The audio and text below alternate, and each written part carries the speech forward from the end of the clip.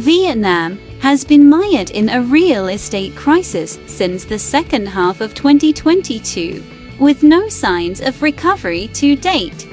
Starting from the latter half of 2022, Vietnam's real estate crisis has continued to spread, and there has been little improvement.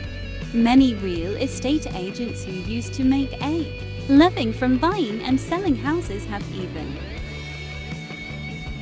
Hello everyone, welcome back to Seoul Asia 888. Today we are talking about Vietnam's real estate crisis. As of early June, there were approximately 1,200 real estate projects across Vietnam that had stalled. With a total investment of nearly 8 quadrillion Vietnamese dong, equivalent to approximately 34 billion US dollar. According to Vietnamese media reports, these stalled projects are concentrated in major cities, with around 400 in the capital, Hanoi, and over 300 in the economic center, Ho Chi Minh City. Vietnam's real estate market experienced a crisis from 2011 to 2013, but began to recover in 2014, entering a period of rapid growth. Even during the pandemic, property prices continued to rise sharply.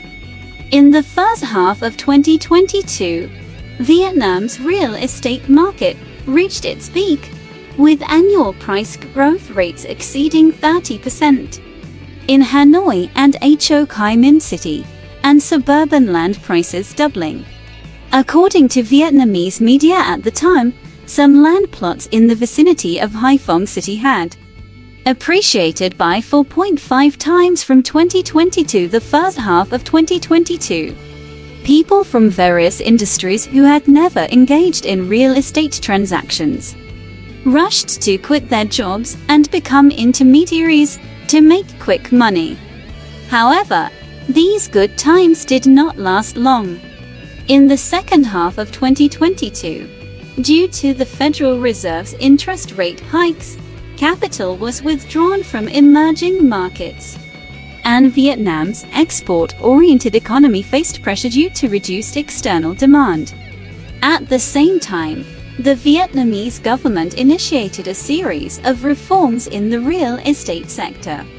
In the second half of 2022, several Vietnamese real estate entrepreneurs, including the chairman of the large real estate company Vingroup, Truong My Lan, were imprisoned on suspicion of illegal bond issuances and other financial issues. The Vietnamese government also increased regulatory oversight of real estate companies' issuance of new bonds, creating a significant funding gap in the Vietnamese real estate industry. Following the liquidity crisis, bond prices of Vietnamese real estate companies plummeted. For example, Novaland, a Vietnamese real estate developer, saw its $300 million bond due in 2026 drop to 32% of its face value.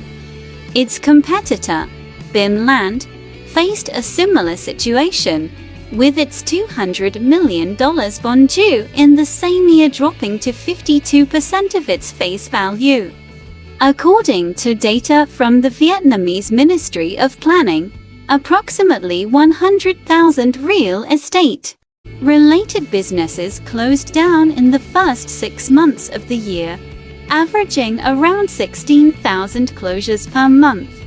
A survey conducted in the first half of the year found that 23% of Vietnamese real estate companies believed that they could only operate until the end of the third quarter of the year if market conditions continued to deteriorate, while another 43% believed they could only survive until the end of the year.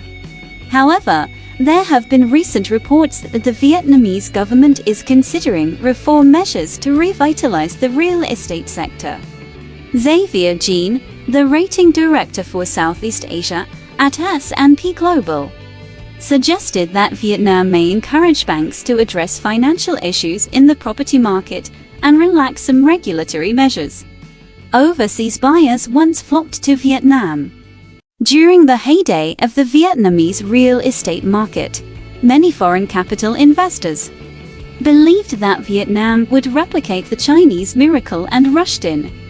Particularly in 2015, when Vietnam amended its laws to allow foreigners to buy property, the real estate market saw steady growth. While foreigners could buy property in Vietnam, they could not have permanent ownership rights like Vietnamese citizens.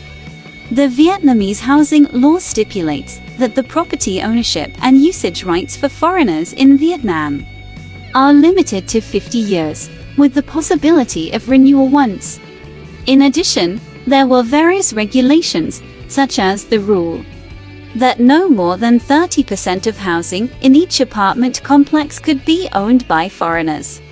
These special regulations for foreigners determined that foreign investors were subject to certain restrictions at every stage, including purchasing, owning, renting, and reselling, and some foreign buyers even ended up unable to obtain property certificates.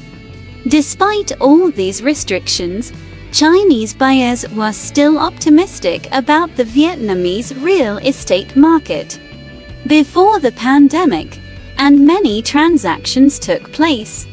However, with many small and medium-sized real estate developers going bankrupt and over 1,000 ongoing projects stalled, both Vietnamese and foreign buyers are now concerned about the delivery of new properties. The real estate market downturn has also hit real estate agents hard. The Vietnam Real Estate Brokers Association has stated that real estate agents are facing difficulties due to declining demand. The above is today's content, and we are continuously updating. If you enjoy our channel, please subscribe, like, and share with your friend.